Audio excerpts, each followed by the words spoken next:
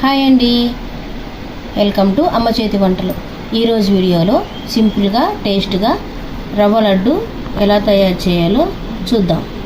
ముందుగా స్టవ్ వెలిగించి కళాయి పెట్టాను. ఇప్పుడు నెయ్యి వేస్తున్నాను.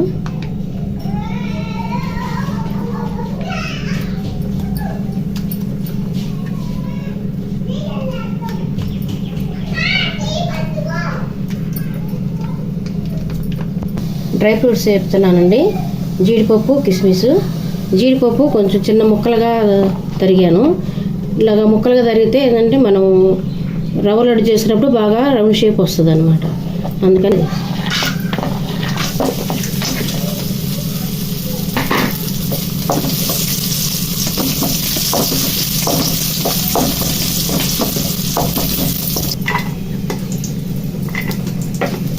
నెయ్యి ఉంది కానీ ఇప్పుడు రవ్వ వేపుకుందాం.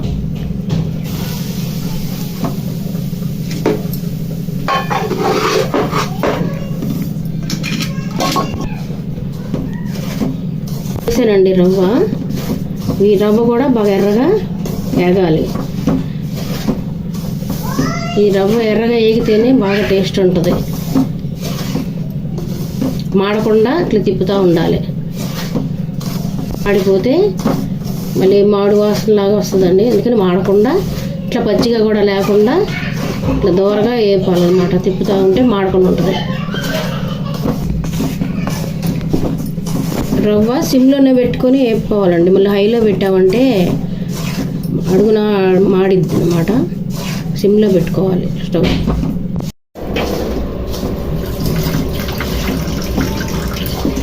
రవ్వ వేగిందండి.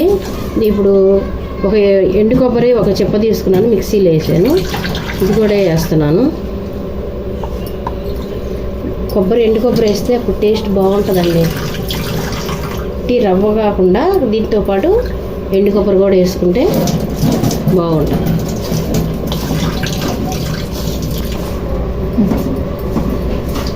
ఎండు కొబ్బరి రవ్వ కలిపి వేపాను కదండి.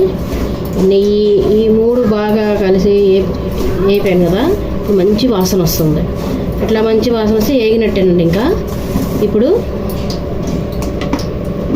ఇవి 2 డబ్బాలు పోసానండి. దీంతో రవ్వ ఒకటి వేస్తున్నాను, ఒక డబ్బా వేస్తున్నాను.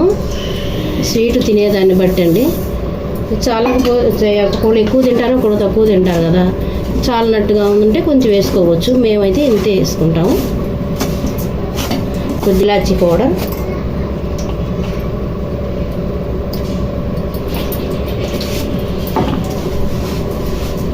స్టవ్ ఆఫ్ చేస్తున్నానండి. ఇంకా డ్రై ఫ్రూట్స్ కూడా వేస్తున్నాను. వేపివ్వండి కదా నెయ్యితో.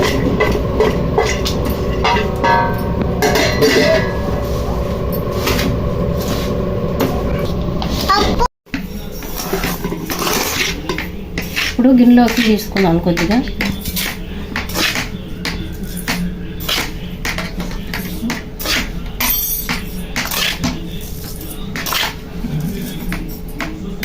కొద్దిగా పాలు వేడి చేసి గోరెచ్చకున్నాయండి. దీంట్లో పాలు పోసుకుందాం.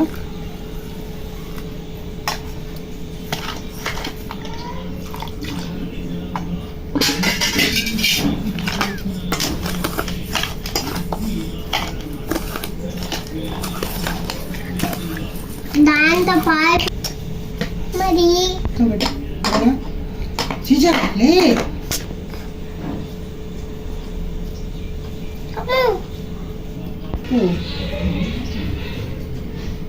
ఇలా వేడిగా ఉన్నప్పుడే ఇట్లా ఉండలు చేసుకోవాలండి. కొద్దిగా పాలు కలుపుకొని కూడదండి. పాలు అట్లా ఉండి ఉండలు చేసుకోవాలి. రవ్వలో పాలు పోసుకోవాలండి. ఇట్లాగా ఉండాలి రవ్వ. మరి ఎక్కువ వేసుకోకూడదు. ఉండ వచ్చేలాగా పోసుకోవాలండి పాలు.